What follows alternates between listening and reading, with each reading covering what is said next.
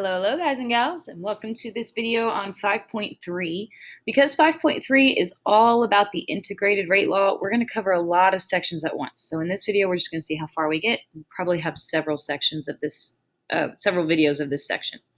So the first thing that we're going to talk about is what integrated rate law is. So concentration over time during a reaction. That's what integrated rate law tells us.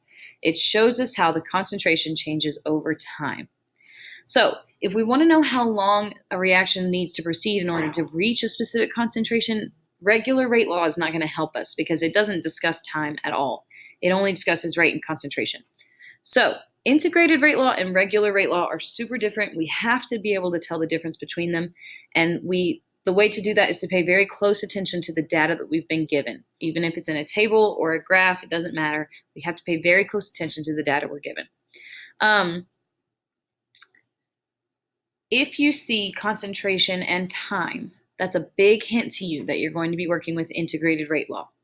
If you see concentration and rate, that's a big hint to you you're going to be working with regular rate law. The problem with integrated rate law is that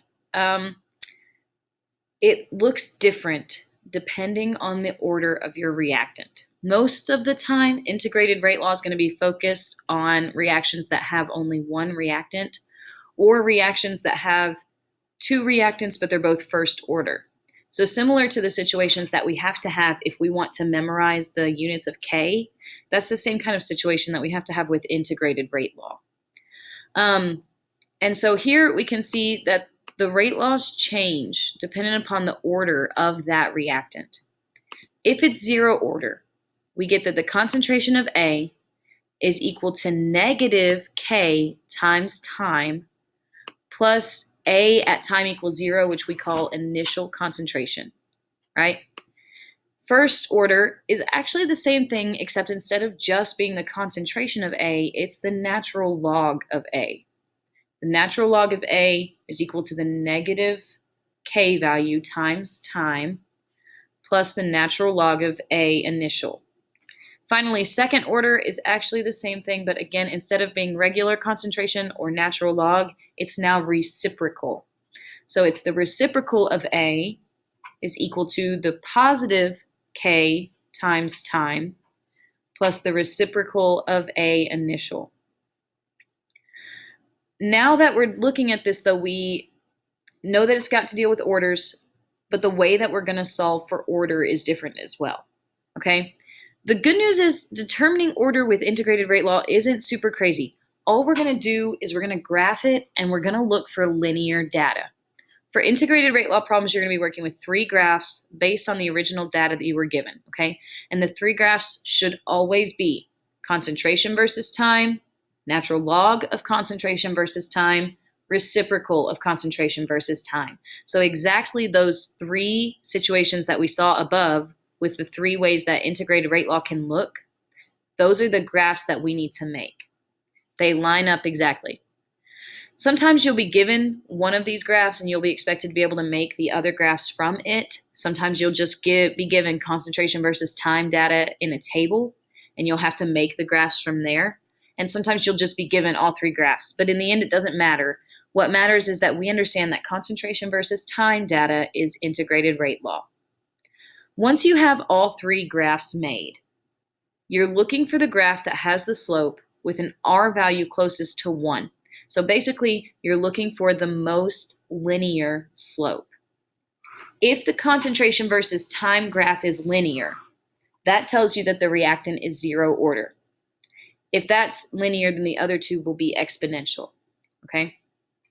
If the natural log of concentration versus time is linear, is the most linear, then your reaction will be first order.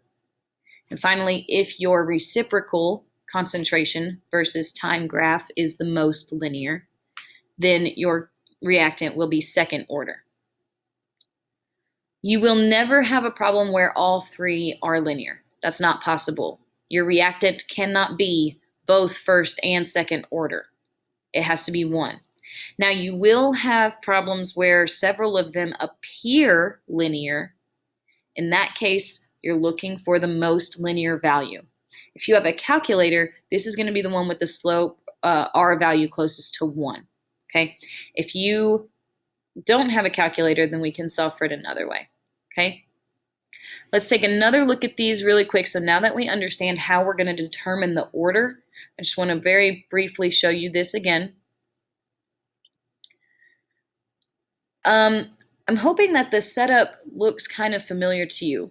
If you work with graphs a lot, it might be because they're set up right now in the y equals mx plus b format, which is the format for a linear graph, right? And so that explains why only one of these graphs will end up being linear, because only one of these graphs will have the points necessary to actually line up with the y equals mx plus b equation. The other two are going to give you exponential curves. Here's just a look at what your graphs will look like. If it's zero order, see concentration versus time, your slope will be negative, which is why we have negative k in that equation, and it will be linear. All the others will be exponential. If it's first order, notice this is natural log of concentration times time or versus time, and it's also negative, which is again why we have the negative k value in that one. But if it's reciprocal, it's going to be a positive slope, because if your regular concentration is negative, your reciprocal will be positive. And this is a positive slope, and if it's straight, your reaction is second order. Okay, all the others will be exponential. So now we should be able to solve for the concentration or the time once we know the order of the reactant. You can keep in mind that it's y equals mx plus b. So choose the set of variables that's going to give you the best straight line, put them in there instead of x and y, and you should be able to determine slope. Don't forget that A is whatever reactant we're talking about, and brackets with a 0 next to it is A initial, so time at 0. If the time is 0, and time is on the x-axis, then A initial is always going to be your y-intercept, okay? So y equals mx plus b, where b is the y-intercept, well, it makes sense then that your initial concentration is your y-intercept, right? So an interesting thing about rate law is that the value of k is just the absolute value of the slope, okay? I say absolute value because k can never be negative. It's not possible. K is a culmination of all of these different factors that are occurring in a relationship, including the activation energy, which is positive always, including the number of collisions, which is positive always, including the number of collisions with the right energy to collide, which is positive always. So everything involved in K is always positive. So K must also be positive. Now, in these equations that we looked at earlier, you're going to be like, well, why is there a negative in front of this value? That's to negate the fact that the slope of that graph is negative, okay? So the K value is not negative here. You can really think about this as doing -1 times K in order to negate the fact that the slope of those graphs are negative, all right? And they will always be negative because we're looking at the concentration or the rate of disappearance of the reactants, right? And then, of course, when we have the reciprocal, we don't have to worry about it because K is positive because the slope is positive. So it must be the absolute value of your slope is equal to K, right? The absolute value. So K can never be negative.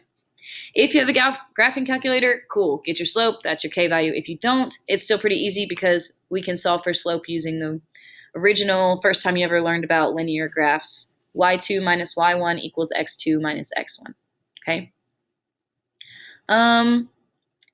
This is where I'm going through that K should never be negative. The only other thing that we need to talk about before I end this video is that on the AP formula sheet, you will not be given the equations in the y equals mx plus b format. This is the format you'll be given them in. Notice it's the same thing. They've just rearranged it.